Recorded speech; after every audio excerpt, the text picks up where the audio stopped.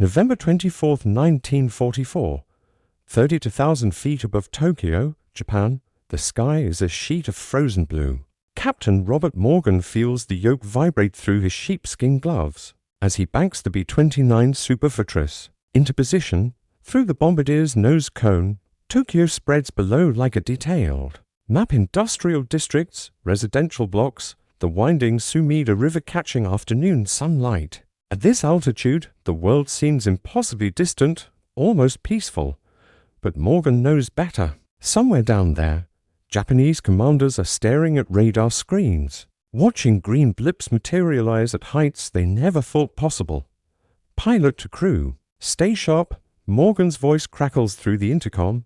They know we're here. In the tail gunner position, Staff Sergeant James Corker scans the horizon through his gun sight. The plexiglass is so cold it burns his cheek when he leans against it.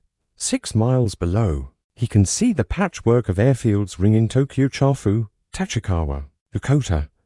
Tiny specks are rising from those fields now. Japanese fighters, dozens of them. Bogies climbing at R6, Corker reports. His breath fogging in the unpressurized cabin despite his oxygen mask. Looks like Tojo's and Zeke's. Morgan checks his instruments. Airspeed to 120 knots. Altitude 32,000 feet. The numbers glow reassuringly green. The B-29 is living up to every promise. Boeing made. This aircraft, this gleaming silver titan with its Varitar 3350 engines and remote-controlled gun turrets, is flying higher and faster than anything Japan can field. At least, that's what the intelligence briefings said back at Saipan. Now they're about to find out if intelligence was right. Below, in the operations room of the Imperial Japanese Army Air Service headquarters in Tokyo, Major General Takeo Yasuda stands frozen before a plotting table. His subordinates are calling out altitude readings, and each number seems more impossible than the last. 9,000 meters, sir. Still climbing. That cannot be accurate, Yasuda says, but his voice lacks conviction. He's seen the reconnaissance photographs. He knows the Americans have brought something new to the war, but knowing it intellectually and watching it unfold in real time are different matters entirely. Scramble everything, he orders. Key 44s, Key 61s, even the training squadrons. I want every fighter we have in the air. A young lieutenant hesitates, sir. Our fighters can barely reach 8,000 meters with full combat load. The Americans are above 9,000. Yasuda's jaw tightens. Then tell the pilots to strip their armor. Remove unnecessary equipment. I don't care if they fly. Naked get them up there. 6 miles above, the Japanese fighters are discovering what that young lieutenant already knew. Flight Lieutenant Saburo Sakai pushes his Kawasaki Ki 61 Heen to its absolute limit. The engine screams in protest. The controls feel mushy, unresponsive in the thin air. His altimeter reads 8,500 meters, nearly 28,000 feet, and it's taking everything the aircraft has just to maintain that altitude. The B-29s are still 1,500 feet above him, cruising along as if they have all the altitude in the world. Because they do. Sakai has been flying fighters since the war began. He survived Pearl Harbor, the Philippines campaign, the grinding battles over China. He's faced every American aircraft type, Wildcats, Warhawks, Lightnings. But this is something else entirely. The B-29s look almost serene up there, their silver fuselages catching the sun, contrails streaming behind them in perfect white lines. They're untouchable, and they know it. Attempting intercept. Sakai radios, though he already knows it's futile. His aircraft is shuddering. On the edge of a stall, he can barely keep the nose up. The Americans are another world above him, literally. In the lead B-29, Morgan watches the Japanese fighters struggle below. There's no satisfaction in it, only a grim acknowledgement of technological superiority. This is what 3 years of American engineering and billions of dollars in development have produced: an aircraft that can fly higher, faster, and farther than anything the enemy possesses. An aircraft that makes the enemy's entire defensive network obsolete. Bombardier, how's our approach? Morgan asks. Looking good, Skipper, I'd pee into minutes. Nakajima Aircraft Plant should be right in the crosshairs. Morgan nods, though no one can see it. This is what they came here to do. Not to dogfight, not to strafe, but to drop bombs from an altitude where the enemy can't touch them. Strategic bombing in its purest form. Below, in the streets of Tokyo, air raid sirens begin their familiar wail. February 1941. Boeing Plant 2, Seattle, Washington.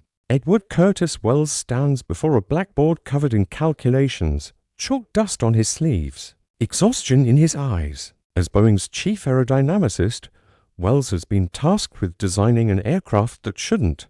Exist a bomber that can fly 5,000 miles, carry 10,000 pounds of bombs, cruise at 30,000 feet, and defend itself against enemy fighters. The Army Air Corps wants it yesterday. The problem is that every law of aerodynamics says it can't be done. The wing loading is too high, says one of his engineers, pointing at the equations. We increase the weight, we need more wing area. More wing area means more drag. More drag means we can't reach the speed or altitude requirements. Wells stares at the numbers. He's been doing this dance for months. Every solution creates two new problems. But buried in those equations is something revolutionary wing design that no one has tried before. Long, thin, with a higher aspect ratio than any bomber in existence. It'll be efficient at high altitude, generate less drag, allow them to meet the range requirements. But it'll also make the aircraft wickedly difficult to land. What if we add more flaps? Wells asks. Full span flaps, double slotted to increase lift at low speeds? The room goes quiet. It's never been done on an aircraft this size. That's a lot of mechanical complexity, someone ventures. Everything about this aircraft is complex, Wells replies. The question is whether it'll work. Across town, at the Wright Aeronautical Plant, engineers are facing their own nightmare. The engine that will power this theoretical Superfortress, a 3350 duplex cyclone, is the most powerful radial engine ever built. It's also prone to overheating, catching fire and swallowing its own valves. During early test runs, engines regularly fail within hours. Sometimes they explode. We're asking too much of it, says one Wright engineer, examining the twisted remains of a failed cylinder head. 18 cylinders, 2,000 to 100 horsepower, air-cooled. The math doesn't work. There's not enough airflow to cool the rear cylinders. But there's no alternative. The B-29 needs that power. So Wright engineers redesign the cooling baffles, modify the cylinder heads, add fuel injection, and pray that their fixes will hold. They'll still be making modifications 3 years later when the first B-29s enter combat, and crews will still be nursing temperamental engines across the Pacific, watching cylinder head temperatures like hawks, always one gauge reading away from catastrophe. By September 1942, the first prototype rolls out of Boeing's Seattle plant. The XB-29 is enormous, 99 feet long with a 141-foot wingspan. But what's truly revolutionary isn't visible from the outside. It has the pressurized cabin system that will allow crews to fly at 30,000 feet without freezing to death. It's the remote-controlled gun turrets operated by gunners sitting in comfort, tracking targets through sophisticated analog computers. It's the tricycle landing gear that makes the aircraft easier to control on the ground. Test pilot Edmund T. Allen takes the XB-29 up for its first flight on September 21st. The aircraft handles like nothing he's ever flown, heavier, more powerful, but surprisingly responsive. At 25,000 feet, he pushes the throttles forward and watches the airspeed indicator climb past 350 miles per hour. No bomber has ever gone this fast. She's a beauty, Allen radios down. Completely different animal from the B-17. But beauty comes with a price. For months later, Allen is at the controls when an engine fire spreads through the wing. The XB-29 crashes into a Seattle meatpacking plant, killing Allen and his entire crew, plus 20 workers on the ground. The investigation reveals design flaws in the engine fire suppression system, problems with the magnesium wing structure, issues that need immediate correction. The program nearly dies right there. But the Army Air Forces are desperate. In 1943, the war in the Pacific is grinding forward island by island. and commanders know they'll eventually need to strike Japan itself. The B-17s and B-24s don't have the range. The only aircraft that can reach Japan from safe bases is the B-29, flaws and all. So production continues, modifications are made on the fly, and flight crews begin training on an aircraft that is still being redesigned, even as it rolls off assembly lines. June 1944, Pratt Army Airfield, Kansas. Captain Morgan, the same man who will pilot a B-29 over Tokyo, 5 months later is getting his first close look at his assigned aircraft. Up close, the B-29 is even more impressive than photographs suggested. The fuselage is wider than a B-17's, the nose cone is entirely plexiglass, and those for engines look powerful enough to pull a building off its foundation. She's a complicated lady, says the crew chief, a master sergeant named Bill Hutchins. Temperamental, too. These are 3350s like to overheat, especially on takeoff. Watch your cylinder head temps like a hawk. Anything above 260 degrees Celsius, you're asking for trouble. Morgan climbs inside through the front wheel well. The interior is surprisingly spacious. There's an actual tunnel pressurized running from the cockpit back through the bomb bay to the rear crew compartment. No more crawling through unpressurized spaces at 30,000 feet. Slowly freezing to death, he settles into the left seat. The instrument panel is a bewildering array of gauges, switches, and indicators. For engine instrument clusters, a central fire control panel for the remote gun turrets. Radar scopes, navigation equipment. This isn't just a bomber, it is a flying weapons platform controlled by systems that wouldn't look out of place in a destroyer. How long to get qualified? Morgan asks. Hutchins laughs. The manual is over 600 pages. You'll be learning something new every flight for the next year. Morgan spends the next 3 months doing exactly that. Learning how to manage for complex engines that can kill you if you're not careful. Learning how to operate the General Electric central fire control system that allows a single gunner to control multiple turrets simultaneously. Learning how to nurse the aircraft through high-altitude flights where a single pressurization failure could incapacitate the entire crew. By October, Morgan's crew is ready. By November, they're on Saipan, a speck of coral and volcanic rock in the Marianas, 1,500 miles from Tokyo. The runways are so new they're still being paved. B-29s arriving daily, massive silver birds crowding onto an island that barely has room for them. And Japanese commanders, watching reconnaissance reports of the build-up, are beginning to realize what's coming. November 1944. Imperial Japanese Army Air Service Headquarters, Tokyo. Major General Yasuda hasn't slept properly in 3 days. The reports crossing his desk read like strategic horror stories. American B-29s based in the Marianas previously out of range can now reach any target in Japan. The first raid hit Tokyo's Musashino aircraft plant on November 24th. Yasuda's fighters scrambled, climbed desperately, and achieved precisely nothing. Now, for days later, he's staring at reconnaissance photographs of Saipan showing dozens more B-29s arriving daily. How many do we estimate they have operational? He asks his intelligence officer,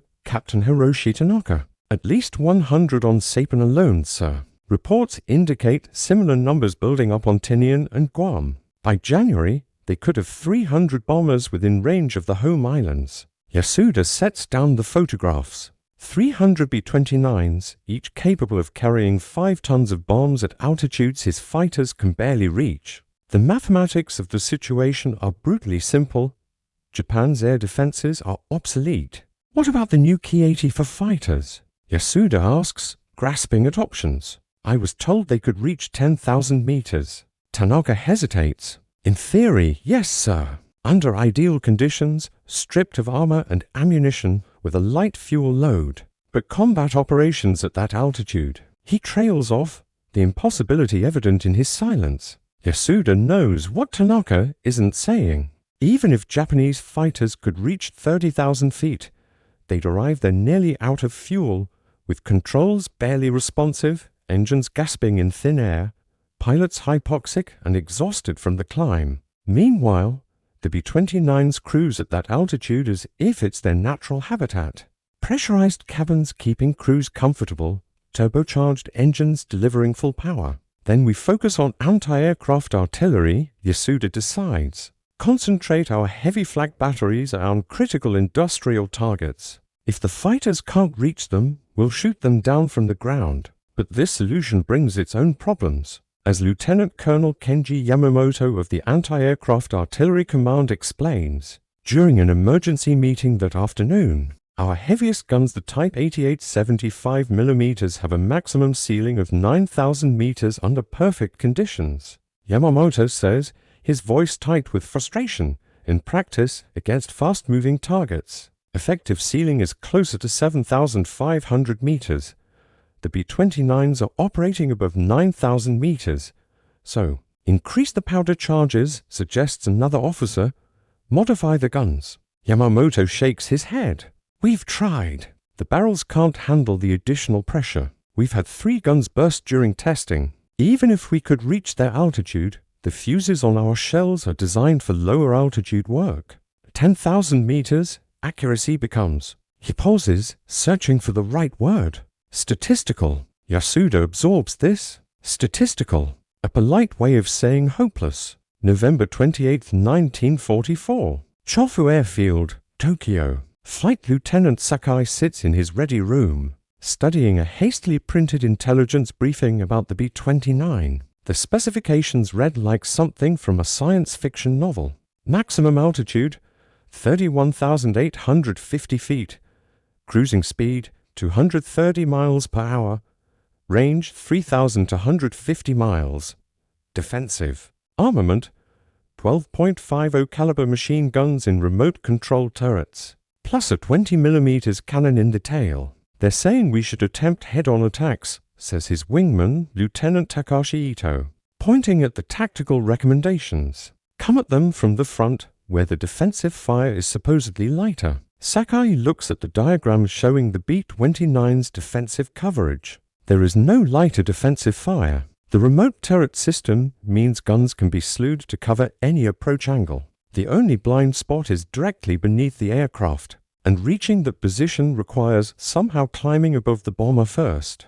Which brings them back to the original problem. Head-on attacks at 9,000 meters, Sakai says slowly, in fighters that can barely maintain altitude at 8,500 meters, while trying to aim at targets moving at 400 kilometers per hour. This isn't a tactic. It's suicide dressed up as strategy. Then what do we do? Ito asks. Let them bomb us unopposed? It's the question everyone is asking.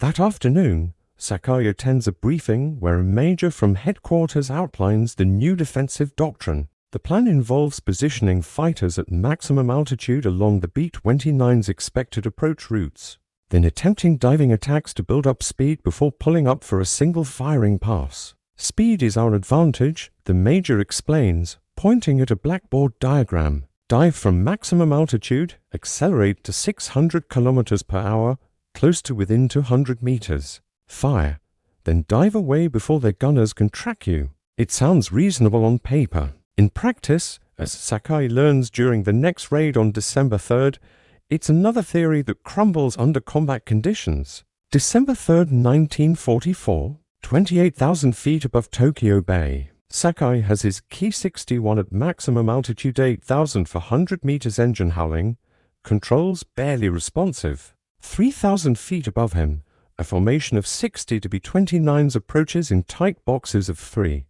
Their contrails scratching white lines across the sky. They look untouchable up there, serene, untouchable. All units begin attack runs, comes the order over the radio. Sakai pushes the stick forward, rolling into a steep dive. The airspeed indicator spools up rapidly 450 kilometers per hour, 500, 550. The engine screams as he plunges toward the formation. Wind tears at the canopy. The nearest B-29 swells in his gun sight closer.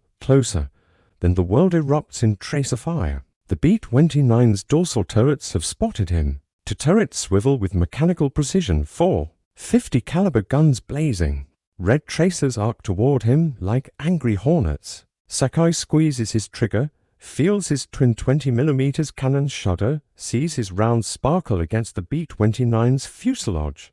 but the bomber barely reacts. Those hits that would shred a fighter simply punch through the B-29's skin without finding anything vital. He's at 200 meters now to close, committed to the attack. More tracers whip past. Something impacts his port wing, a sharp metallic crack. He pulls hard on the stick, breaking off, diving away, the G-forces crushing him into his seat. Only when he levels out at 4,000 meters does he check the damage. 3 large holes in his port wing, hydraulic fluid streaming from a severed line. His wingman, Ito, is nowhere to be seen. The radio is full of voices, pilots calling out attacks, breaking off, reporting damage, calling for help.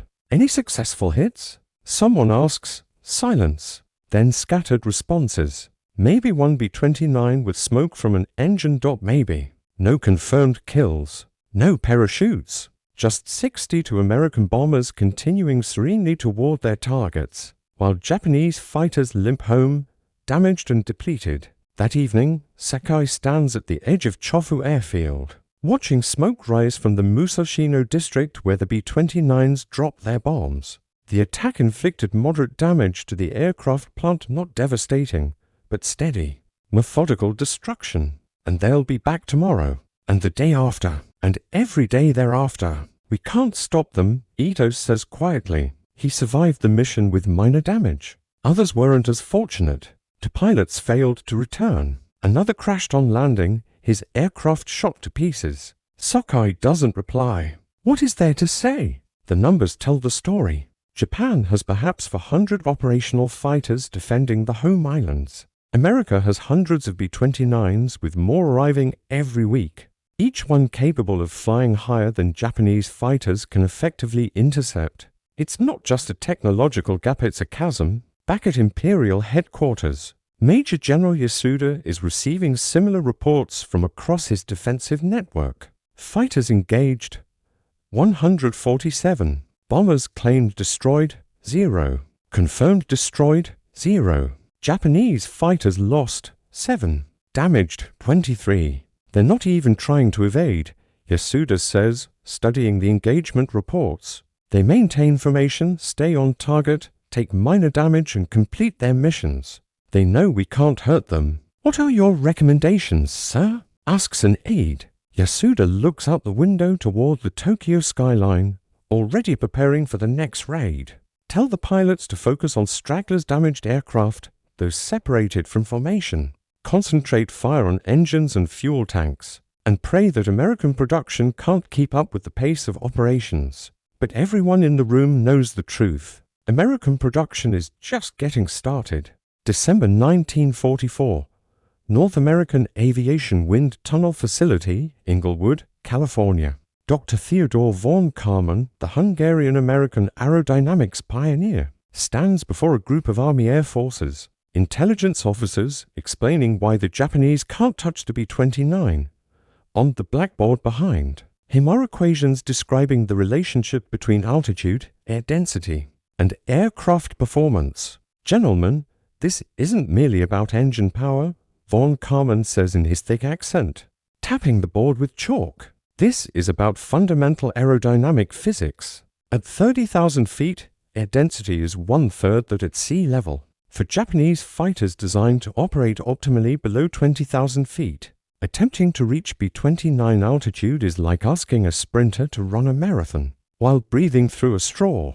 He sketches a graph showing performance curves. The B-29's Writer 3350 engines use turbo-SUPERCHARGERS-exhaust-driven compressors that force air into the engine at high pressure. This allows the engines to produce near sea level power even at extreme altitude. Japanese fighters use mechanical superchargers, which are less effective and drain power from the engine. At 30,000 feet, a Japanese fighter's engine might produce 60% of its rated power. The B-29's engines are still producing 90%. An intelligence officer raises his hand. But the reports indicate some Japanese fighters are reaching altitudes of 28,000 feet. Why can't they climb another 2,000 feet? Because they're already at their absolute ceiling, von Karman explains. An aircraft's service ceiling is the altitude at which its climb rate drops to 100 feet per minute. Above that is the absolute ceiling where climb rate reaches 0.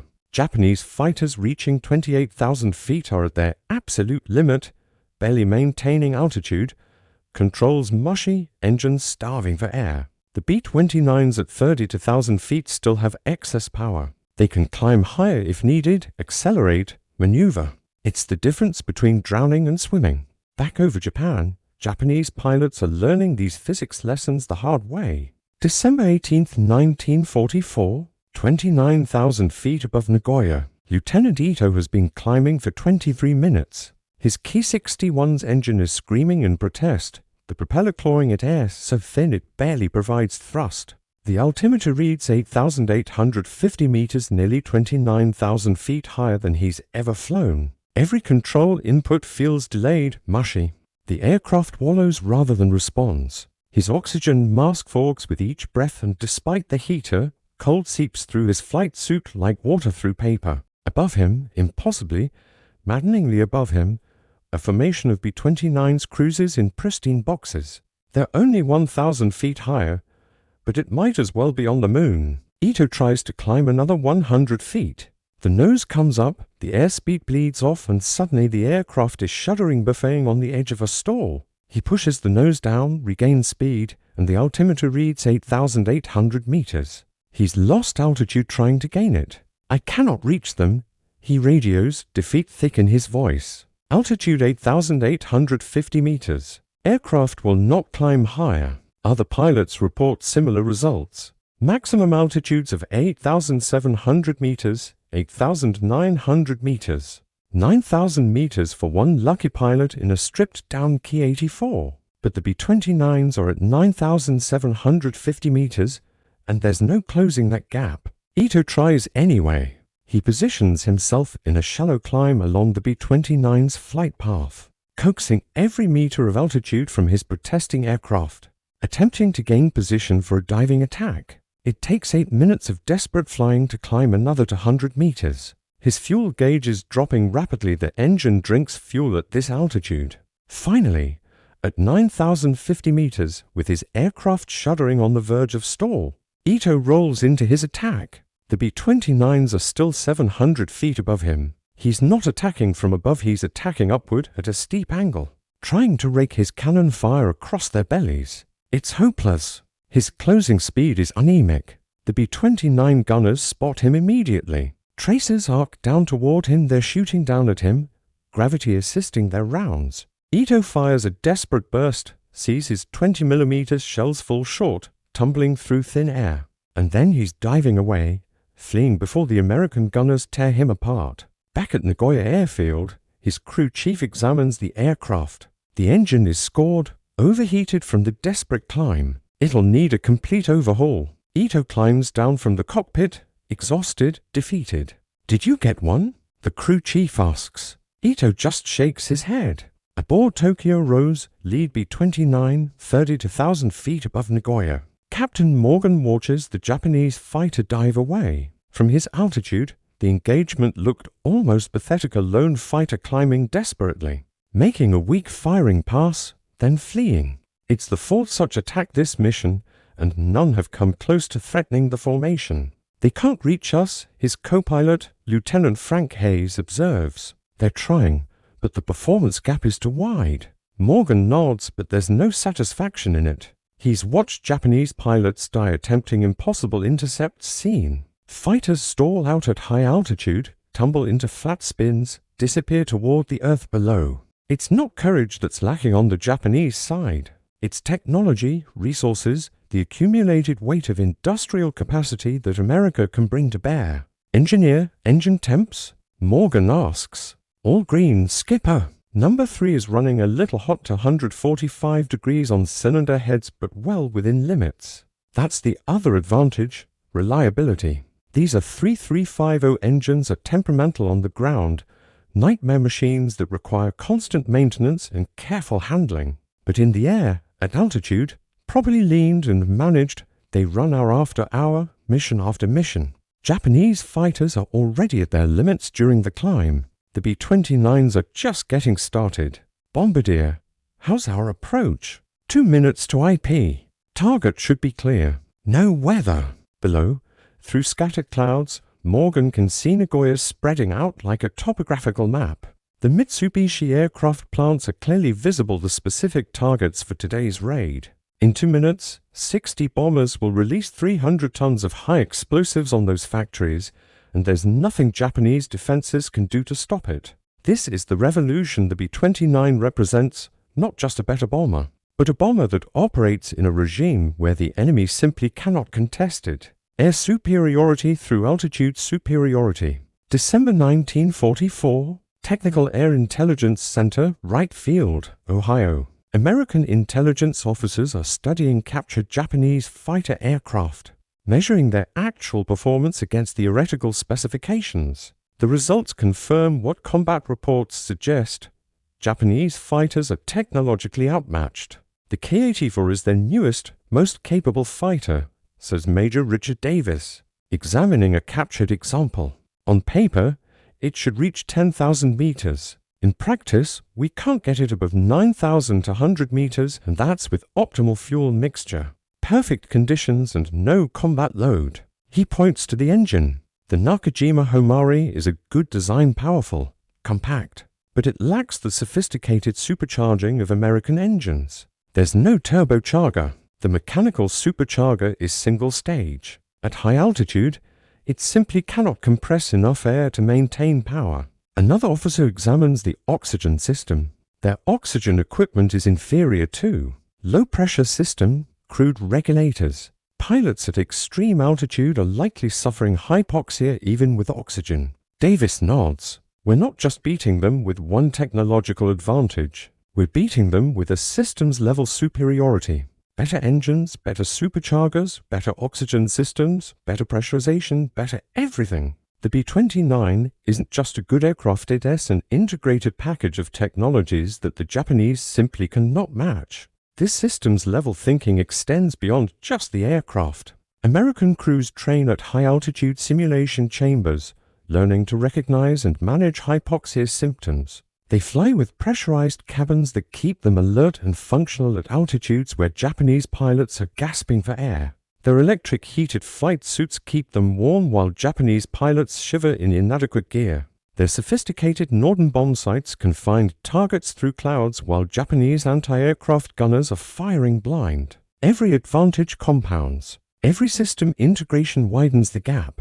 December 27, 1944. Imperial Japanese Army Air Service Headquarters. Major General Yasuda reads the month's engagement reports with growing despair. Japanese fighters have flown 1,147 sorties against B-29 formations. Confirmed B-29 kills 3. Probable kills 7. Japanese fighters lost 41. Damaged 108. The mathematics are unsustainable. For every B-29 destroyed, often damaged aircraft that fell behind their formations, Japan loses 14 fighters. America can replace its losses. Japan cannot. We need different tactics, Yasuda tells his staff.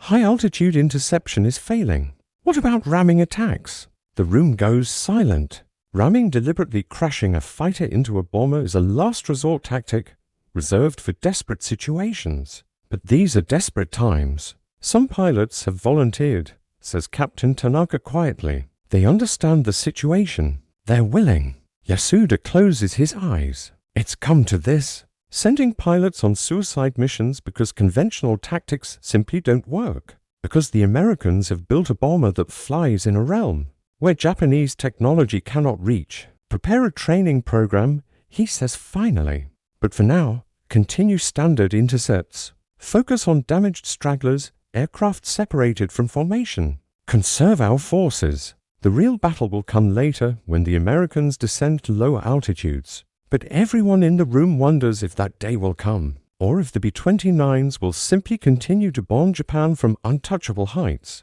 until there's nothing left to defend. January 1945.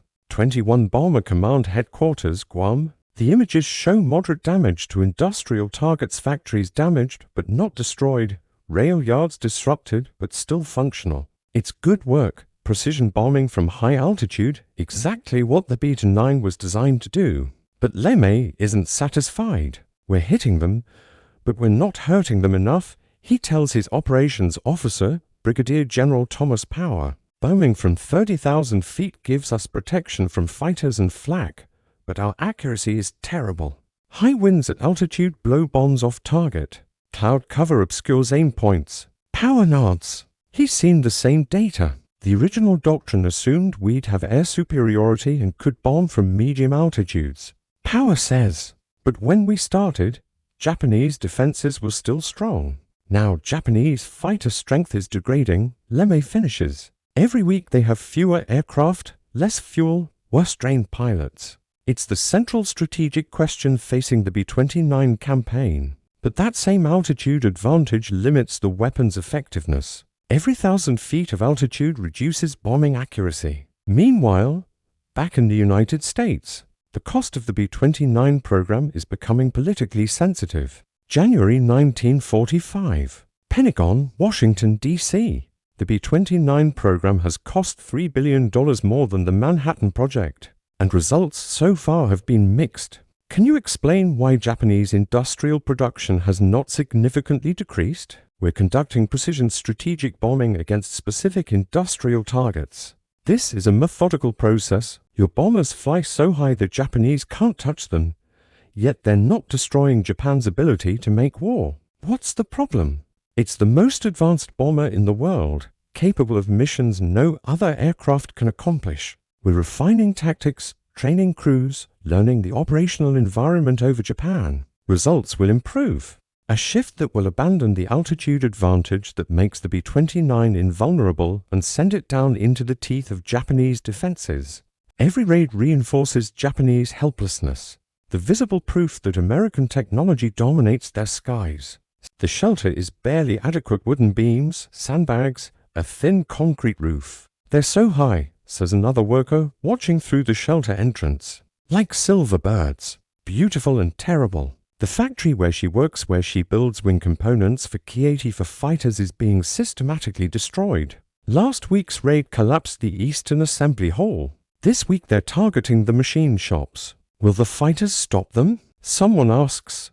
No one answers. Everyone knows the fighters can't stop them. The fighters can barely reach them. It's a truth that spreads through Tokyo like winter cold. Japan's air defenses are obsolete, overwhelmed, irrelevant. After the all-clear sounds, Yuki emerges to find the Western machine shop ablaze. Fire crews are already working, but the damage is severe. Production will be disrupted for weeks, and the Americans will be back tomorrow or the day after, methodically destroying what remains. This is the strategic impact LeMay's planners are measuring, not just physical destruction, but cumulative degradation. Every raid damages factories, kills workers, disrupts transportation, forces resources toward repair and defense rather than production. It's slow, grinding attrition. February 19, 1945. 21 Bomber Command Headquarters. LeMay makes his decision. The next mission will be different, radically, terrifyingly different.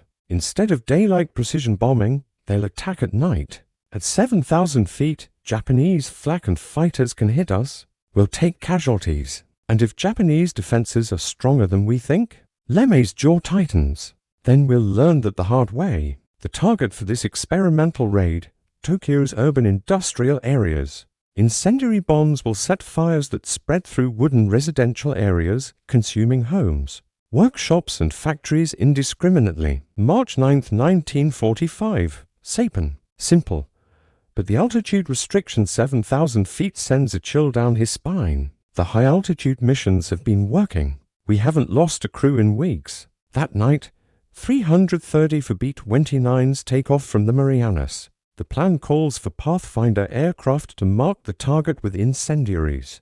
Then successive waves will bomb the marked areas, spreading fires across Tokyo's eastern districts. Morgan brings his B-29 down to 7,000 feet. Flak begins bursting around them, not the distant sparkles they've grown accustomed to at 30,000 feet, but close, violent explosions that rock the aircraft. A searchlight beam catches them, and suddenly Morgan is flying in brilliant white light. Other beams converge, holding them. Bomb bay doors open, the bombardier reports. Target ahead. I can see the markers. Morgan's aircraft adds 6,500-pound incendiary clusters to the conflagration. Morgan banks away from Tokyo, pushing throttles forward, climbing back towards safer altitude. Behind them, the city burns with an intensity that illuminates clouds from below. It's unlike anything they've seen before, not the isolated fires of precision bombing, but a massive conflagration consuming square miles of urban area. By dawn, 16 square miles of Tokyo have burned. Over 100,000 people are dead, more than either atomic bomb will kill. Japanese firefighting capabilities, already stretched thin, simply couldn't cope with the scale of the firestorm. The altitude advantage that protected the B-29 for 3 months has been deliberately abandoned. The aircraft that Japanese commanders thought invulnerable has descended to altitudes where it can be reached, targeted, hit. 14 B-29s don't return from the Tokyo raid, but the damage inflicted is exponentially greater than all previous high-altitude missions combined. The strategic calculation has shifted. The B-29's initial advantage operating in a regime where Japanese defenses couldn't touch it served its purpose. It allowed American crews to learn operations over Japan, suppressed Japanese fighter strength, degraded their defenses. Now, with those defenses weakened, LeMay is willing to accept casualties in exchange for devastating effectiveness. It's a brutal calculus, but it works. March 10th, 1945. Dawn. Tokyo. In its place is a landscape of ash and twisted metal, smoking rubble stretching to the horizon. Her family's home is gone. Just a rectangular foundation and the iron frame of their wood stove, surrounded by grey ash. But the fire burned so hot that everything organic simply vanished. Yuki-san. It's her supervisor from the factory, Mr. Watanabe, picking his way through the ruins. Your family? The factory is gone too, Watanabe says quietly. The fire's spread. Everything east of the Sumida River burned. 100,000. The number is too large to comprehend. The mathematics of catastrophe. I was in school, Yuki replies. I wanted to be a teacher. Watanabe nods slowly. And now you build fighters. Fighters that can't reach the B-29s. March 10th, 1945. Aboard Tokyo Rose, returning to Saipan. Captain Morgan sits in the left seat, flying on autopilot, exhausted. The mission lasted 14 hours, the longest of his life. His mind keeps replaying the view of Tokyo burning, fires so intense they created their own weather system, generating winds that tossed his B-29 like a toy. How many you think died down there? His co-pilot Hayes asks quietly. More than we've killed in any single raid, he says finally. Tens of thousands, maybe. Morgan's voice is flat, defensive. That's what strategic bombing means. You don't separate the worker from the weapon. Hayes is silent for a moment. You ever think about what we're doing? Really think about it? Every day, Morgan admits. But I also think about Baton and Pearl Harbor and the guys who died on those battleships while they were sleeping. I think about how the Japanese fight no surrender, no quarter. This is total war, Frank. Has been since they started it. It's the rationalization bomber crews tell themselves, the moral framework that makes their missions bearable. The enemy started it. The enemy refuses to surrender. Every factory destroyed shortens the war, saves American lives. In the rear of the aircraft, Tail Gunner Koga sits at his position, watching Japan disappear behind them. The distinction between defending the aircraft and simply shooting at a country has blurred. Flight Lieutenant Sakai stands beside what's left of his Ki-61. The fighter survived the firebombing. The airfield is west of the Sumida, outside the main burn zone, but operational losses are mounting anyway. Two pilots died last night attempting to intercept the B-29s at low altitude. Lieutenant Ito was one of them. He got too close, the squadron commander explains. Tried a ramming attack. Sakai takes this in without visible emotion. Ito was a good pilot, a friend, someone who understood the impossible situation they faced. Now he's dead, killed attempting a tactic born of desperation, ramming, because conventional attacks weren't working. How many B-29s did we shoot down? Sakai asks. Acceptable to the Americans, who can replace aircraft and crews. They don't need altitude anymore, Sakai observes. Now they come down where they can aim properly, burn entire districts, and accept minimal losses. Orders came through, the squadron commander says. We're transitioning to special attack tactics. Ramming attacks, officially sanctioned. Pilots who volunteer will target B-29s, attempt to disable them by any means necessary, including collision if ammunition is exhausted. Sacrificial missions, the commander corrects. There's a distinction. Pilots are expected to attempt survival after impact. A fighter colliding with a B-29 at 300 miles per hour doesn't result in a clean separation. And a parachute descent. Young pilots, mostly. Men who've lost families in the firebombings. General Lemme reviews the results of the Tokyo raid with grim satisfaction.